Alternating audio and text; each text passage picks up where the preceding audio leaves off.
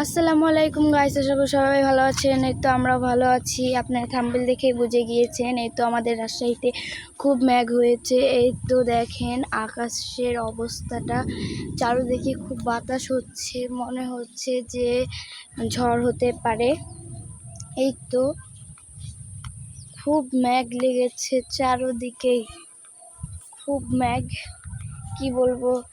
এই তো সবাই মাঠে কাজ করছে, এই তো ঘাস খাওয়াচ্ছে ছাগলকে। এই তো এটা হচ্ছে আমাদের পুকুর, দুটা জোড়া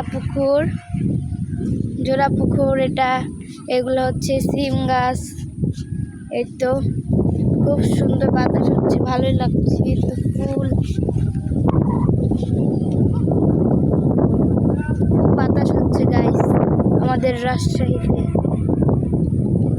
তো বাতাসের সাথে সাথে নদীর স্রোতগুলোও ভেসে উঠছে।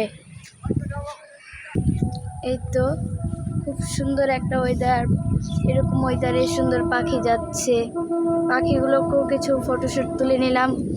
এই তো ভালোই লাগছে বাতাসে, কারণ হাঁটাহাঁটি করতে ভালো লাগে। খোলা আকাশের নিচে সুন্দর অফুরন্ত হাওয়া, কি শান্তি। এই তো ঘাসগুলো কি সুন্দর বাতাসের সাথে লড়ছে। এই তো এটা হচ্ছে আম গাছ। আকাশে খুব মেঘ চমকাচ্ছে গাইস। তো এখানে বেশিক্ষণ থাকা যাবে না, চলে যাওয়াটাই বেটার হবে। এই তো যাচ্ছি আবার বাসার দিকে। কাদের অঞ্চলে গাইস মেঘ বৃষ্টি হচ্ছে অবশ্যই কিন্তু কমেন্টে জানাবেন।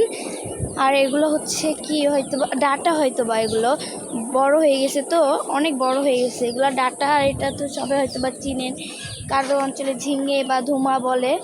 এই তো এটা হচ্ছে একটা পানির পাম্প, মানে আমাদের এখানে যে পানি হয় ওইটা।